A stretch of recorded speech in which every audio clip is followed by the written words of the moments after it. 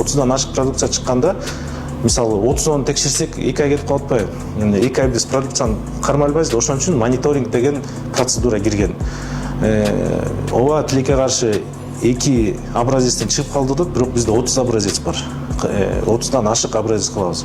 Анан бир экөөнөн чыгып калса эле болду деген бул туура эмес. Анан международный практикада мындай да, бул даже мисалы Европада буну контаминация деп эле маселени чечип коет.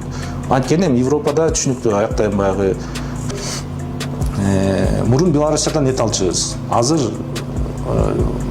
Белоруссиядан албай эле коелу деп чечтик. Эмне үчүн? Бул Белоруссияда арам дегенден жатпайт. Белоруссияда халал стандарт берсе, халал сертификат берсе, биз аны 100% тааныйбыз. Маселе ошо Белоруссиядан Кыргызстанга чейин кайсы транспорт менен келет?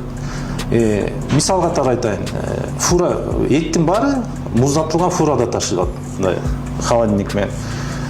Мына Белоруссияда бир фабрика мисал ток этин чыгарды, халал сонун баарын кылды, Кыргызстанга чейин ал фура менен келет. Белоруссияда 50% эт базары чочко. Ал фура бизге чейин чочко ташып, андан бир жактан бир жакка чейин чочкону апарды да.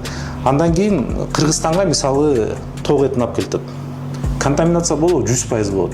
Анткени 7 күн келет, 7 күн жана вентилятор тынбай иштеп турат. Ичинде аба мындай эле тегеренет да. Бул эмне деген сөз? Эгер бул болчу эле окуя да, мисалы сиз деле логикалык жактан түшүнүп атасыз да.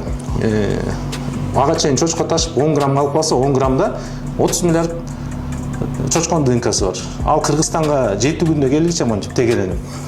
Бүт баары контаминация деп ошону айтат. Бирок бул халалга жатабы, же арамга жатабы, баягы кичинекей 20 тоннага 1 грамм. Муну мындай айтканда диний алымдар чечиш керек.